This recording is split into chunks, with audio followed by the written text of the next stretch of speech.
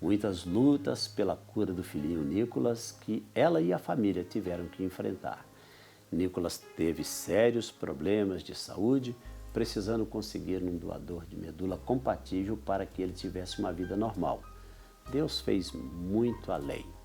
Ele conseguiu a medula óssea, mas não precisou transplante, pois o garotinho foi totalmente curado e agora toda a família começa a escrever uma nova história. E esse garotinho que eu estou falando dele é exatamente esse que você vê aí sorridente para a câmera.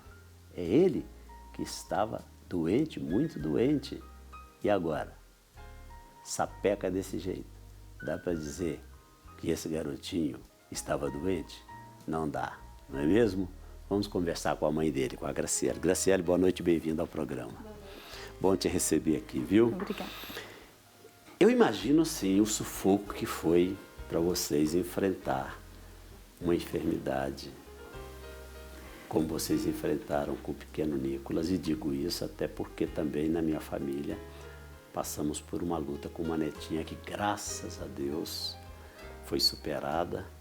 Não exatamente como aconteceu com o Nicolas, mas nos preocupou muito. E ficamos muito aliviados quando, depois de uma cirurgia, tudo se resolveu. Então a gente sente na pele quando uma situação dessa vem e entende muito claramente, ou se não muito claramente, entende de uma forma assim mais perceptível o sufoco que vocês passaram. Sim. Como é que começou essa história do Nicolas? Bom, em 2017, em abril, né, ele deu um quadro de infecção, primeiro de urinária. Ele foi medicado e durante os 10 dias desse medicamento ele foi curado, né, da infecção. Depois de uma semana ele deu uma infecção na garganta. Voltamos para o médico medicou novamente e passou. E passou uns 3 dias depois, essa infecção da garganta ela voltou. Ela voltou mais forte. Então ele teve muita febre, de 39 graus. Então o que eles passaram pra gente, que era medicado, né? De 3 em 3 horas com o medicamento, e isso só foi piorando. E ele começou, ele não comia mais, ele só bebia um pouquinho de suco, água. Ele ia pro chão brincar, mas logo ele pedia para deitar novamente. A gente não entendia, achava que a febre passava, ela voltava, que aquilo era normal. E quase durou um mês, essa febre. E quando a gente volta novamente, né, o pediatra, ele pede um exame de sangue para ver o hemograma dele, que ele já estava achando estranho aquilo, essa febre que não passava. E quando ele trouxe o resultado, as plaquetas dele, todas as defesas eram baixas. E ele falou, vocês não podem voltar para casa, senão ele vai ter uma hemorragia. E logo em seguida, a gente já deu entrada no Hospital São Camilo. E lá ele se tornou um paciente isolado, porque ninguém sabia o que ele tinha. E o Nicolas estava morrendo e a gente não sabia o que era. E começaram a fazer, resumidamente, vários exames, né? E o desespero foi crescendo na família, nos amigos. E ele deu negativo para leishmaniose, que poderia ser, uma leucemia também negativo. Infecção por bactérias de alimentação, negativo, choque de medicamentos que foi um atrás do outro, né? Deu negativo. Então pediram para fazer uma biópsia para ver se era a medula. A biópsia primeira deu inconclusiva, fizeram de novo a biópsia. A biópsia é o seguinte, eles sedaram o Nicolas e lá na medula ela tem que quebrar o osso dele e extrair a medula junto. E nesse segundo exame, aí que deu aplasia medular. O que é aplasia medular? Eu não tinha muito entendimento não, mas a doutora Cláudia, que eu acompanho o Nicolas, é como se a medula dele endureceu e não liberasse mais as defesas para ele. Em vez dela liberar as defesas que ele tinha, ela endurece, ela começa a querer morrer. Agora, o que provoca isso? Não sabemos o que provocou.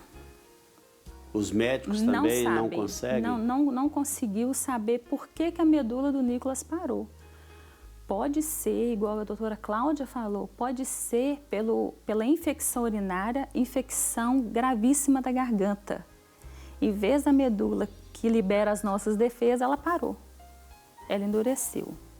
Em consequência da infecção. Da infecção. Pode ser que ela falou. Mas não era conclusivo. Não ficou nada conclusivo. Ficou conclusivo que é aplasia medular. Nesse período, aconteceu muitas coisas, porque o Nicolas ficou quase 2 meses naquele hospital. Então, o desespero era tão grande, a gente formou grupos no WhatsApp, hoje temos o WhatsApp aí, né? Com a família, amigos, muita oração, muito desespero. Eu, para te falar a verdade, eu não tinha fé. Eu, na minha concepção, eu falava com o Ricardo, acho que Deus quer levar o Nicolas. O tempo dele daqui parou. Porque a cada dia que os médicos entravam naquele quarto, era só notícia ruim. E o Nicolas não melhorava.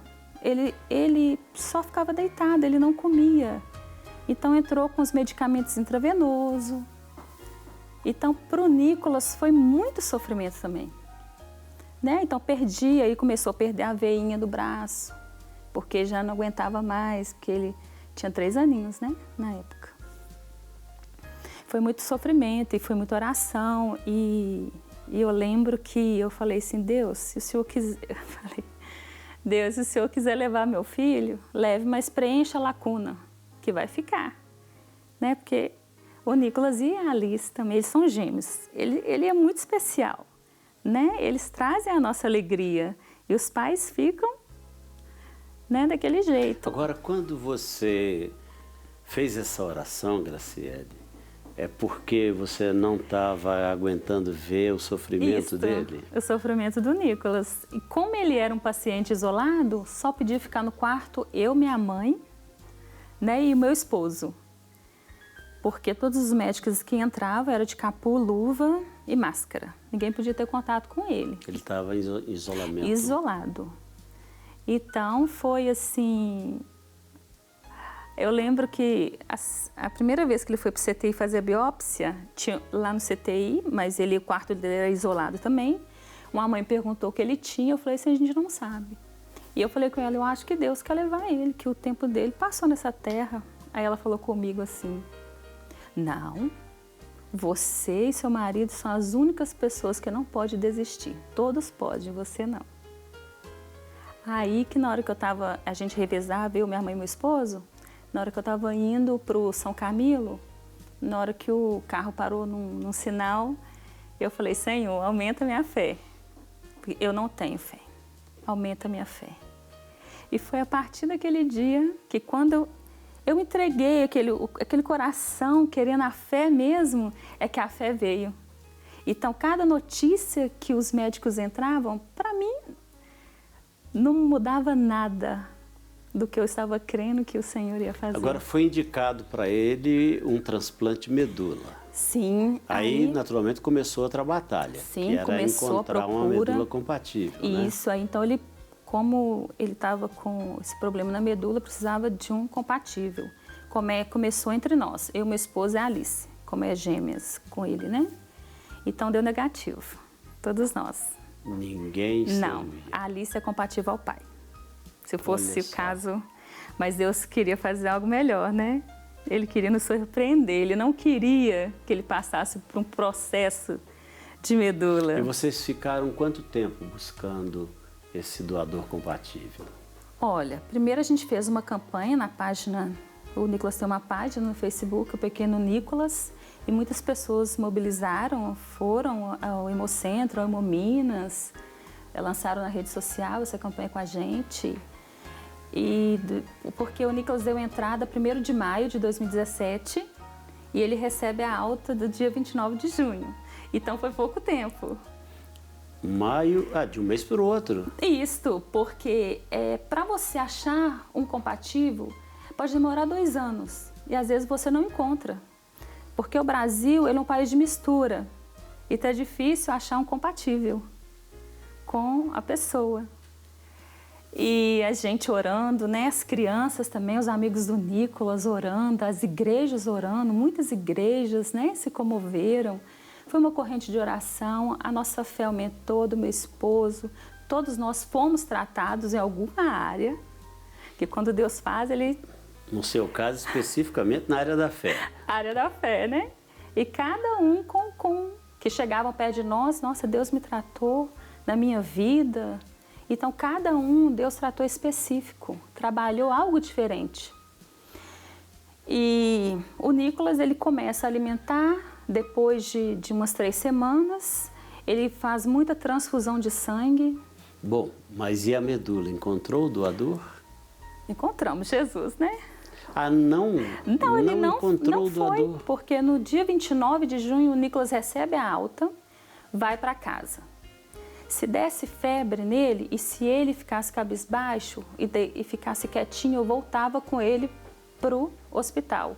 Mas se ele desse febre, medicasse, passasse, ele continuasse brincando, comendo, poderia permanecer. Aí no dia 11 de julho foi feito um primeiro hemograma.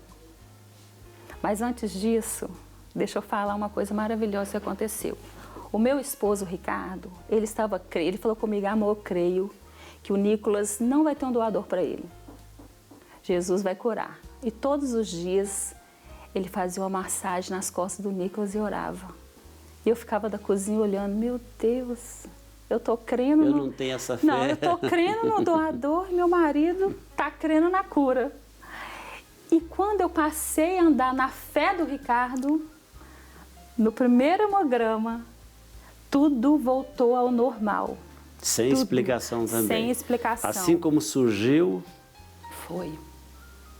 E eu mandei rapidamente o WhatsApp, né, para as 2 médicas, a Daniela e a doutora Cláudia Souza, elas estão assim, impressionantes. E quando a gente foi encontrar com ela, para ela nos explicar sobre o resultado, ela falou assim, a medula do Nicolas é de um recém-nascido. É uma medula nova. E ele adquiriu, vou falar rapidamente, ele adquiriu anemia, ele não andava mais, ele não sabia andar, ele tinha que aprender a andar de novo. Ela passou 10 sessões de fisioterapia, não precisou, ele voltou a andar. Ele deu aspergilose pulmonar, que ele pegou essa bactéria no pulmão, internado, foi tratado, também não tem esse fungo no pulmão. Jesus fez tudo, né? É impressionante assim o que você está dizendo. Não porque, precisou. Na verdade, veio um problema em cima do outro. Veio um problema em cima do Uma outro. situação em cima da Isto. outra. E para nenhuma delas, vocês precisaram de uma intervenção, Não. pelo menos, vamos dizer assim, mais humana, embora Isso. tenha havido uma Sim, intervenção humana, é claro. claro, né? Não vamos desprezar aqui o Não. trabalho dos médicos, né? Mas a gente percebe claramente também que se for tentar explicar isso, do ponto de vista humano também não tem explicação, do ponto de vista médico, científico, não tem explicação. Não, e eu lembro que a doutora Cláudia falou assim, antes de fazer o primeiro hemograma, né? Será que eu vou ver ainda uma medula voltar? A médica disse isso. Será que eu vou ver uma medula voltar? E viu. A medula voltou. Porque ela tem esse caso. Ela acompanha crianças que têm leucemia, que precisam de um transplante de medula e às vezes não conseguem o compatível. E ela teve o privilégio tão grande de Deus, de um paciente da medula voltar. E no caso dele, como é que você disse que é mesmo o nome o diagnóstico médico foi o que mesmo que ele teve? Aplasia medular. Aplasia medular. Na história da medicina, isso é uma coisa comum, muito rara? É raro. É muito raro. Muito rara a medula voltar. E o sucesso? Pois é, não, eu digo o aparecimento, é raro.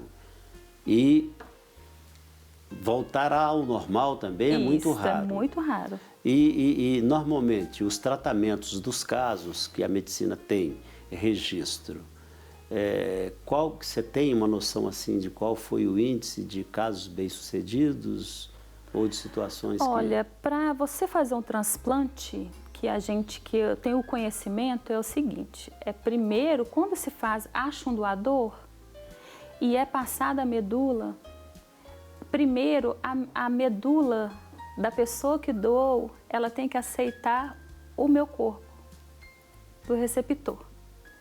Não é o corpo aceitá-la? É a medula, é como se fosse a sua medula tem que aceitar o meu corpo. Sim. Se ela me rejeita, é o que é usado hoje, Acabou. Pegou. Ele já põe assim, pegou a medula, então não pegou, ela rejeita. Não tem outro nome pro caso do Nicolas que não seja milagre. Milagre. E falando um pouquinho do Nicolas, ele aprendeu sobre a fé, ele nunca murmurou, nunca pediu para ir embora, e ele sempre fez planos. Mamãe, quando eu sair daqui, eu quero comer o macarrão da tia Luana, eu quero no cinema assistir o desenho Carros 3, eu quero fazer isso, eu quero fazer aquilo. Então ele tem uma lista, estou riscando todos os sonhos que estamos concluindo com ele. Para receber todas as novidades do canal, inscreva-se e se curtir o vídeo, clique em gostei. Aproveite para acompanhar a Rede Super nas redes sociais.